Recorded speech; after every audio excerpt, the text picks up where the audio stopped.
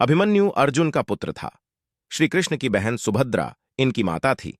यह बालक बड़ा होनहार था। अपने पिता के से सारे गुण इसमें विद्यमान थे। स्वभाव का बड़ा क्रोधी था और डरना तो किसी से इसने जाना ही नहीं था। इसी निर्भयता और क्रोधी स्वभाव के कारण इसका नाम अभि निर्भय, मन्यु क्रोधी, अभिमन्यु पड़ा था। अर्जुन ने धनुर्वेद का सारा ज्ञान इसको दिया था। अन्य अस्त्र शस्त्र चलाना भी इसने सीखा था। पराक्रम में यह किसी वीर से भी कम नहीं था। 16 वर्ष की अवस्था में ही अच्छे अच्छे सेनानियों को चुनौती देने की शक्ति और सामर्थ्य इसमें थी। इसकी मुखाकृति और शरीर का डीलडौल भी असाधारण योद्धा का सा था। वृषभ के समान ऊंचे और भरे हुए कंधे थे। उभरा वक्षस्थल था और आंखों में एक जोश था। महाभारत का भीषण संग्राम छिड़ा हुआ था। पितामह धराशायी हो चुके थे। उनके पश्चात गुरु द्रोणाचार्य ने कौरवों का सेनापतित्व संभाला था। अर्जुन पूरे पराक्रम के साथ युद्ध कर रहा था। प्रचंड अग्नि के समान वह बाणों की वर्षा करके कौरव सेना को विचलित कर रहा था। द्रोणाचार्य कितना भी प्रयत्न करके अर्जुन के इस वेग को नहीं रोक पा रहे थे। कभी कभी तो ऐसा लगता था मानो पांडव कौरवों को कुछ ही क्षणों में परास्त कर डालेंगे। प्रातःकाल युद्ध प्रारंभ हुआ। श्री कृष्ण अपना पांचजन्य फूंकते, उसी क्षण अर्जुन के बाणों से कौरव सेना में हाहाकार मचने लगता। संध्या तक यही विनाश चलता रहता। दुर्योधन ने इससे चिंतित होकर गुरु द्रोणाचार्य से कहा, हे आचार्य, यदि पांडवों की इस गति को नहीं रोका गया तो कौरव सेना किसी भी क्षण विचलित होकर युद्धभूमि से भाग खड़ी होगी। कोई ऐसा उपाय करिए जिससे पांडवों की इस बढ़ती शक्ति को रोका जाए और अर्जुन के सारे प्रयत्नों को निष्फल किया जाए। दुर्योधन को इस प्रकार चिंतित देखकर गुरु द्रोणाचार्य ने किसी प्रकार अर्जुन को युद्धभूमि से हटा देने का उपाय सोचा। दुर्योधन के कहने से संशप्तकों ने कुरुक्षेत्र से दूर अर्जुन को युद्ध के लिए चुनौती दी। अर्जुन उनसे लड़ने को चला गया। उसके पीछे से द्रोणाचार्य ने चक्रव्यूह की रचना की और युधिष्ठिर के पास संवाद भिजवाया कि या तो पांडव आकर कौरव सेना के इस चक्रव्यूह को तोड़ें, यह अपनी पराजय स्वीकार करें। जब संवाद युधिष्ठिर के पास पहुंचा तो वे बड़ी चिंता में पड़ गए, क्योंकि अर्जुन के सिवा चक्रव्यूह को तोड़ना कोई पांडव नहीं जानता था। अर्जुन बहुत दूर संशप्तकों से युद्ध कर रहा था। चक्रव्यूह तोड़ने में अपने आप को असमर्थ देखकर पांडवों के शिविर में त्राहि त्राहि मच उठी। युधिष्ठिर, भीम, धृष्टद्युम्न आदि कितने ही पराक्रमी योद्धा थे जो बड़े से बड़े पराक्रमी कौरव सेनानी को चुनौती दे सकते थे, लेकिन चक्रव्यूह तोड़ने का कौशल किसी को भी नहीं आता था।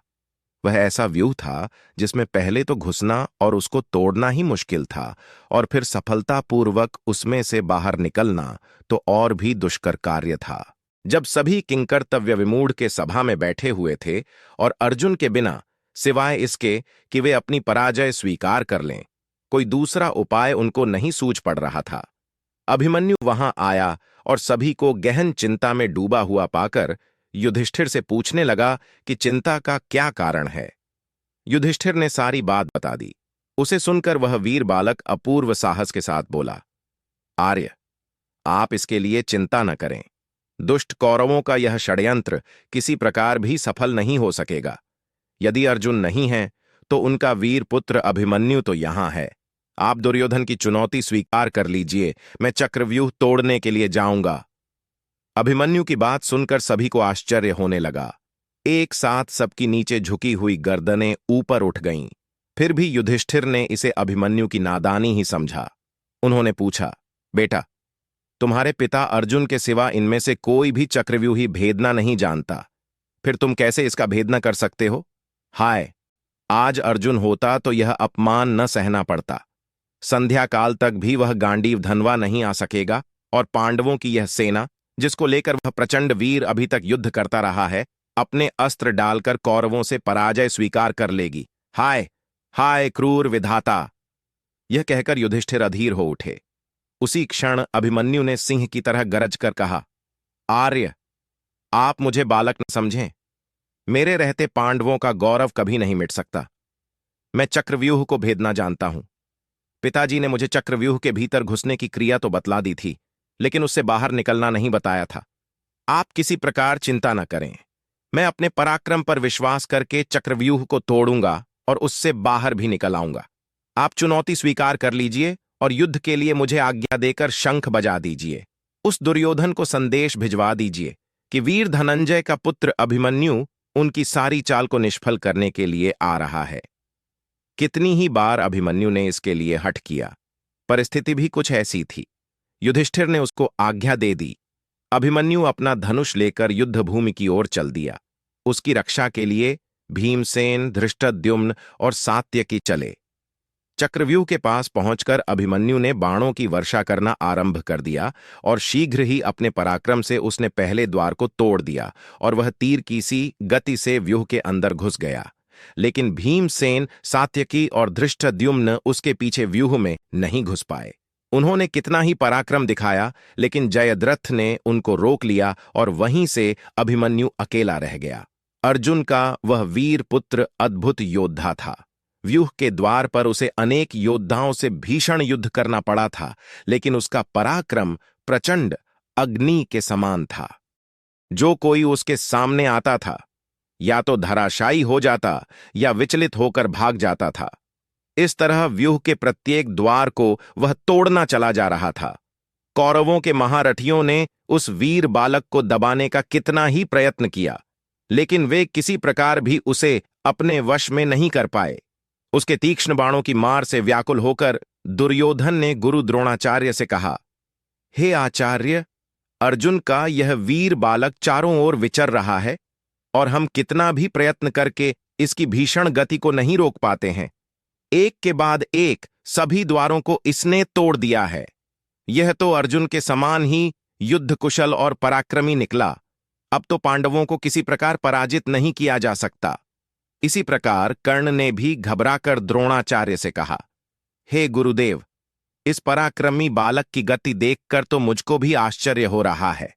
इसके तीक्ष्ण बाण मेरे हृदय को व्याकुल कर रहे हैं। यह ठीक अपने पिता अर्जुन के समान ही है। यदि किसी प्रकार इसको न रोका गया तो हमारी यह चाल व्यर्थ चली जाएगी। किसी तरह से इसको चक्रव्यूह से जीवित नहीं निकलने देना चाहिए। द्रोणाचार्य अभिमन्यु की वीरता देखकर कुछ क्षणों के लिए चिंता में डूबे रहे। अर्जुन के उस वीर पुत्र के कर्ण, दुशासन आदि महारथियों को पराजित कर दिया था और राक्षस अलम्बुश को युद्धभूमि से खदेड़कर बृहद्बल को तो जान से मार डाला था। दुर्योधन के सामने ही उसके बेटे लक्ष्मण को भी उसने मार डाला था। बड़े बड़े शूरवीर खड़े देखते रह गए और वह प्रचंड अग्नि की लपट की तरह सबको भस्म करता हुआ चक्रव्यूह को तोड़कर अंदर घुस गया। जब कौरवों के सारे प्रयत्न निष्फल चले गए तो उन्होंने छल से काम लेने की बात सोची। अलग अलग लड़कर कोई भी महारथी अभिमन्यु से नहीं जीत सकता था, इसलिए उन्होंने मिलकर उस पर आक्रमण करने का निश्चय किया। कृपाचार्य, कर्ण, अश्वत्थामा, बृहद्बल, शकुनी का चचेरा भाई कृतवर्मा और दुर्योधन आदि 6 महारथियों ने उसे घेर लिया और उस पर भीषण आक्रमण कर दिया। कर्ण ने अपने बाणों से उस बालक का धनुष काट डाला। भोज ने उसके घोड़ों को मार डाला और कृपाचार्य ने उसके पार्श्व रक्षकों के प्राण ले लिए। इस तरह अभिमन्यु पूरी तरह निहत्था हो गया, लेकिन फिर भी जो कुछ उसके हाथ में आया उससे ही वह शत्रुओं को विचलित करने लगा।